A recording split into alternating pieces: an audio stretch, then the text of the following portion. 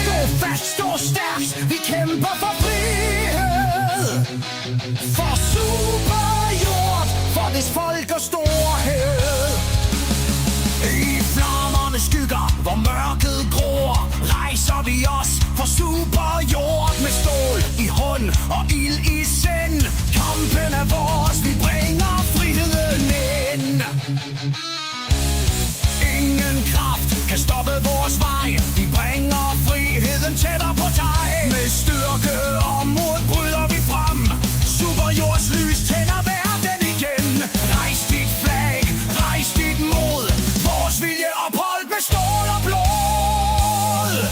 Helvede stykker marcherer frem for folkets frihed. For vort hjem med stål og ild. Vi knuser tyranni. For superjord kæmper vi. Ingen frygt, ingen skam, ingen svigt. Helvede stykker, det er vor pligt. Evening's Freedom's contract completionists. This is your angel of the airwaves, and we're rocking out with Rogan Ravenheart's Vorplicht, which translates to our duty in the Danish tongue, assuming that I am pronouncing that correctly. Either these Danish tunes were an experiment of his, and he didn't want to add them to his usual playlist of Helldivers music. Well, tough, because I'm adding them to mine. These songs rule, Rogan. The fact that I don't speak a word of Danish only makes them better. I only speak two languages, English and Democratic English. First thing on the list of community news for tonight is that the Gunvald Corporation is trying their best to build up a military stockpile in preparation for the coming enemy offensive. Factory shifts have been doubled, and financial reserves have been tapped to supply workers with overtime pay. I highly encourage all factional leaders to engage in similar steps. We're going to need bullets, bombs, fuel, spare parts, medical supplies, and especially food. I have seen planetary sieges go seriously wrong, where colonial governors and oligarchs sell off their finest possessions in exchange for a sack of super potatoes. It's actually kind of amazing how quickly a population could go from A-OK to starving when an orbital blockade is locked into place. Like that one time last summer when we were all stuck in the Emir sector together, and then the stims started to run out. I have since weaned myself off of those to a large extent, but I was not looking forward to the withdrawal symptoms from going cold turkey all at once. At the moment, all eyes are upon the Meridia Singularity, with all hell expected to break loose at literally any moment from it. We destroyed the planet to kill a monster, only to summon another. Or, at the least, that's what the more poetic among the Liberation Fleet have been saying. Ironically, I call my 380 cannon array Monster Busters. Not to be confused with the Attitude Adjuster 120s or the General Persuader laser cannon. Oh yeah, we got ordnance to spare.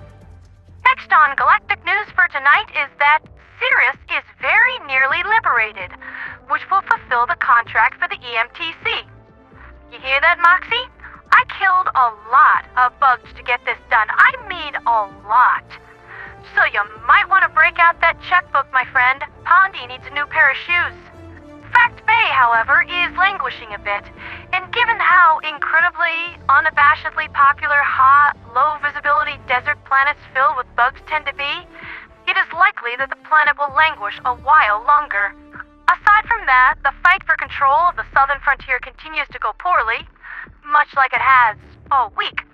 The battle for Zefia was lost along with its population earlier today, and the fight for Elysian Meadows was successfully countered with the Illuminate slain to a man.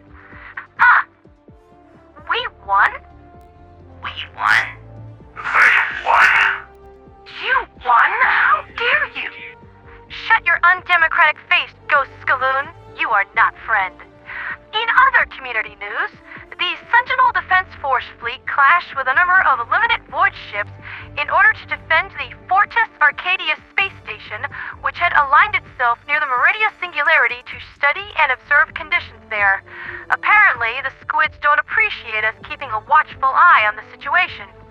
During the fight, an Illuminate artifact of indeterminate origin and purpose was recovered by boarding parties, and studies are still ongoing as to what exactly this thing is. Now, do bear in mind, Fortis Arcadia is no DSS. The station is armed and well-armored, but isn't close to the level of guaranteed death that Desi can dish out. So coming under attack by the Illuminate Void Fleet was kind of a temperamental situation.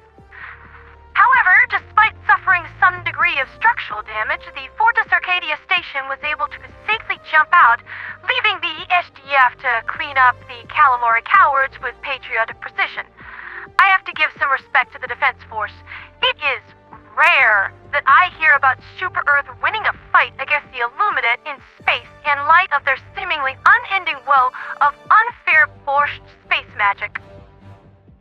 That's been Liberty's latest with me, Pandera the Radio Angel. We're doing everything we possibly can to shore up our defenses and weaken the enemy before the next major offensive arrives on the 8th. And the mood among the Liberation Fleet is cautiously optimistic. But my thoughts on the matter are entirely different. Of course we're going to win. What, are you crazy? Yeah, it'll be bloody, difficult, scary, and it's going to take a lot of work. But I have absolute faith in the Liberation Fleet, absolute faith in the Helldivers. No matter how dark things look, we stare death in the face, wipe our bloodied noses and say, nah, I'd extract. For liberty, for freedom, for democracy, and for Super Earth.